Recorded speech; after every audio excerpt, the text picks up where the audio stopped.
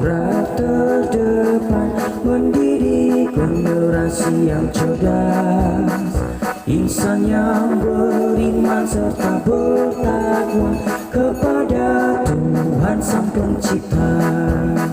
Sekolah anugerah terdepan, bersatu melayani bersama, membangun insan mandiri berprestasi, raihlah masa depan gemilang.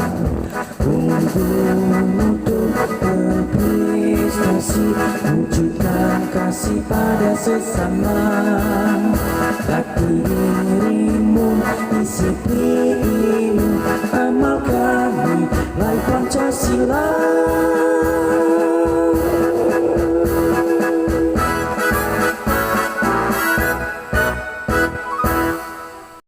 Halo, good morning student. How are you today?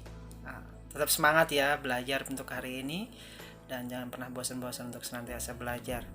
Kita akan mengawali dengan berdoa dan melanjutkan materi kita pada hari ini. Mari kita ambil sikap untuk berdoa.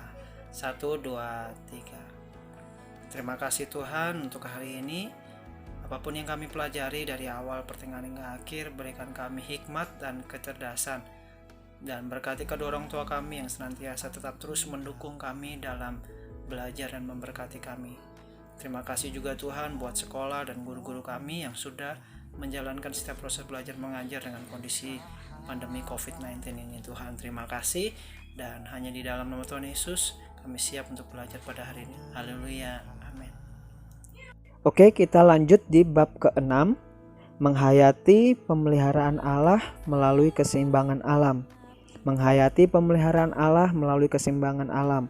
Bacaan Alkitab kita di Matius pasal 10 ayat 29 sampai 31 dan Kejadian pasal 1 ayat pasal 1 sampai ke pasal 2. Tetapi hari ini kita akan membaca di Matius pasal 10 ayat 29 sampai 31. Bukankah burung pipit dijual 2 ekor seduit, namun seekor pun daripadanya tidak akan jatuh ke bumi di luar kehendak Bapamu? Dan kamu, rambut kepalamu pun terhitung semuanya. Sebab itu janganlah kamu takut, karena kamu lebih berharga daripada banyaknya burung pipit. Nah, kita masuk di poin yang pertama. Poin A, pentingnya keseimbangan alam bagi kehidupan manusia. Jadi bagaimana kita menghayati pemeliharaan Allah melalui keseimbangan alam? Nah, di sini kita harus tahu bahwa pentingnya keseimbangan alam bagi kehidupan manusia. Allah mengasihi manusia dengan 2 cara. Ini penting ya, bahwa Allah mengasihi manusia dengan 2 cara. Yang pertama, Allah menciptakan manusia itu menurut gambar dan rupanya, atau sifat dan karakter, atau citra atau karakter kita seperti Allah. Ini yang pertama. Jadi Allah mengasihi manusia dengan 2 cara tadi.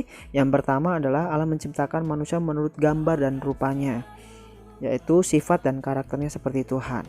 Dan kedua, Allah menganugerahkan segala sesuatu, yaitu alam semesta, baik pohon-pohon, binatang, dan semuanya itu supaya manusia itu menaklukkan atau menguasai, dan justru Tuhan memberikan kepercayaan kepada manusia untuk melestarikannya. Nah, Allah tidak menelantarkan apa yang telah diciptakannya, tetapi Dia memelihara ciptaannya. Ini penting ya, bahwa Allah itu gak membiarkan atau menelantarkan, tapi Dia memelihara ciptaannya. Allah mempercayakan kepada manusia untuk memelihara seluruh alam ini, dan manusia menjadikan rekan sekerja Allah dalam melestarikan alamnya. Nah, manusia dan alam saling bergantung. Nih, manusia dan alam saling bergantung dan saling memberikan manfaat. Nah, banyak kebutuhan hidup manusia yang bersumber dari alam, misalnya air, tanah, dan tumbuhan untuk kelangsungan hidup manusia. Contohnya lain lagi, bahwa rumput dan pohon bisa tumbuh dengan sendirinya. Benih yang ditabur oleh petani tumbuh secara alami. Matahari yang kita rasakan di tiap pagi sampai siang, sampai sore, bahwa matahari setiap hari bersinar, yang merupakan bukti pemeliharaan Allah terhadap semua makhluk di bumi. Ini penting ya, contohnya kecil, matahari saja.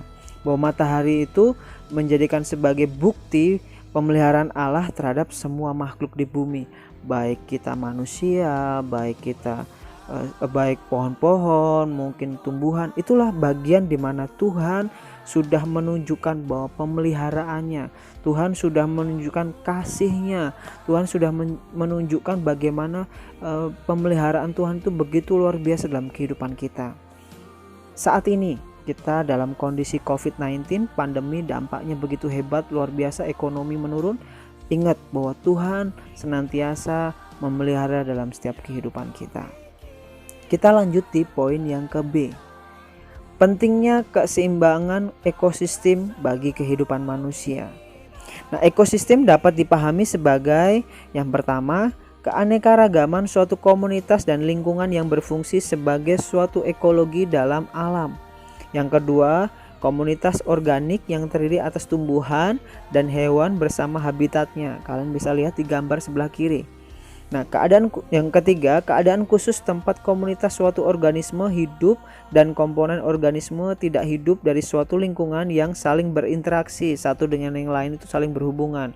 Baik manusia membutuhkan hewan dengan makanannya bisa dipotong, jadikan daging, jadikan makanan dan sebagainya, dan hewan juga membutuhkan pohon sebagai makanan dan sebagainya, dan itu bagian dari ekosistem dalam setiap kehidupan ini. Dan keseimbangan ekosistem akan dapat memenuhi kebutuhan manusia. Jadi semuanya itu dapat memenuhi kebutuhan manusia. Tetapi kerusakan pada salah satu rangkaiannya akan menimbulkan kerugian. Jadi kalau salah satunya rusak, ya akan menimbulkan kerugi. Kalau misalnya manusia sering membunuh binatang tanpa melihara, ya pasti akan seolah-olah bahwa garisnya itu terpotong atau rusak di situ. Nah, bahkan bencana bagi kehidupan hidup termasuk manusia, bencana alam dan lain sebagainya. Nah, manusia bertanggung jawab mengusahakan alam, memelihara dan mengembangkannya. Nah, tadi kalau kalian baca di Kejadian pasal 1 sampai pasal 2, kalian perlu tahu di situ. Nah, ini ada dampak negatif yang timbul akibat tidak pedulinya terhadap alam. Kalau kita tahu bahwa bencana tanah longsor, banjir dan lain sebagainya, atau udara kotor karena debu atau asap sisa pembakaran mengakibatkan kadar oksigen berkurang, atau lagi rusaknya lapisan ozon dan kadar gas rumah kaca yang seringkali menjadikan kok rasanya cuacanya panas sekali ya. Ini ada pengaruh-pengaruh kehidupan manusia yang tidak menjaga ekosistem alam. Nah, akhirnya timbulnya pemanasan global yang dampaknya sangat besar. Kalau kita tahu bahwa sampai dimana kita rasakan panasnya kok nggak selesai-selesai ya, dan lain sebagainya. Bahkan kenaikan permukaan air laut sampai terjadi tsunami dan lain sebagainya. Semua karena apa? Karena ulah manusia yang tidak bisa menjaga atau tidak peduli terhadap alam. Nah, ini penting. Cara-cara untuk melestarikan alam sebagai bentuk tanggung jawab. Yang pertama, menanam pohon. Yang kedua, membuang dan mengelola sampah dengan baik, atau mungkin mendaur ulang sampah yang dulunya jadi barang bekas jadi barang sesuatu yang bagus dan lain sebagainya. Masih banyak lagi. Atau melindungi hewan-hewan di sekitar kita, jadi tanpa merusak, tanpa membunuh, dengan sebebas mungkin. Nah, menjaga kebersihan alam, mengurangi polusi, dan masih banyak lagi cara-cara untuk melestarikan sebagai bentuk tanggung jawab kita sebagai anak-anak Tuhan. Nah, ini contoh gambar di sebelah kiri itu adalah gambar di mana manusia merusak alam dengan membuang sampah sembarangan sampai sungainya penuh dengan sampah. Dan yang kedua, gambar yang kedua di situ ada seorang perempuan di mana menanam pohon dan dia melestarikan kehidupan alam ini dengan baik. Nah, kita bisa melihat kesimpulannya dari bab kelima yang Mister kemarin sudah sampaikan, dan saat ini bab ke-6. Ini kesimpulannya. Karya pemeliharaan Allah dalam kehidupan manusia dapat dilihat melalui proses dari awal pembentukan janin sampai kelahiran. Jadi proses dari awal kita, dari janin seorang ibu kita atau mamah kita sampai kita lahir, bahkan kita sampai sekarang ini dewasa, semua itu dalam proses dan pemeliharaan Tuhan atau karyanya Tuhan yang begitu luar biasa. Nah, hal ini menunjukkan pada kita bahwa tidak ada yang mustahil bagi Allah. Semua yang terjadi dalam kehidupan manusia itu berada dalam kekuasaan atau kedaulatan Allah. Penciptaan alam semesta juga merupakan wujud pemeliharaan Allah atas manusia. Jadi semuanya itu dari penciptaan Tuhan. Kalau kalian membaca di Kejadian pasal 1, bagaimana Tuhan menciptakan dari hari pertama sampai hari yang ke-6, begitu luar biasanya penciptaan Tuhan itu, itulah wujud kasih, kebaikan Tuhan, pertolongan Tuhan, bahkan mujizat daripada Tuhan di situ nyatakan. Nah, manusia dan alam itu saling bergantung. Tadi kita sudah bahas, kita sudah singgung bahwa baik manusia dan makhluk yang lain itu sebenarnya saling bergantung satu dengan yang lain dan saling memberikan manfaat. Itu penting bahwa kita memahami bahwa banyaknya kebutuhan hidup manusia yang bersumber dari alam, misalnya tadi air dan sebagainya. Jadilah berkat dimanapun kita berada, dan jangan sampai kita justru sebagai orang Kristen memberikan contoh yang buruk kepada rekan-rekan kita atau masyarakat yang lain. Karena itu gunakanlah waktumu dengan hal yang baik, dengan menjaga alam ini, dengan melestarikannya dengan baik, dan tunjukkan bahwa kita sebagai anak Tuhan harus jadi berkat. Terlebih khususnya kita mengalami pandemi COVID-19 ini. Bagaimana hidup kita terus menjaga kesehatan, memberi contoh. Jangan justru kita tidak memberi contoh. Tuhan Yesus memberkati kita semua. Kita tadi sudah menyelesaikan materi kita pada hari ini. Jangan sungkan-sungkan untuk bertanya jika ada pertanyaan ya. Mister akan selalu senantiasa menjawab setiap pertanyaan kalian. Dan kita tadi sudah mengawali dengan berdoa. Alangkah baiknya kita juga mengakhiri dengan berdoa. Mari kita ambil sikap untuk berdoa. Terima kasih Tuhan untuk hari ini. Berikan kami kekuatan dan hikmat-Mu lebih lagi. Apapun yang kami pelajari hari ini, biarlah kami dapat mengaplikasikan dalam setiap kehidupan kami. Terima kasih Bapa, terima kasih Tuhan, dan berikan kami kekuatan lebih lagi. Dalam nama Tuhan Yesus, haleluya, amin.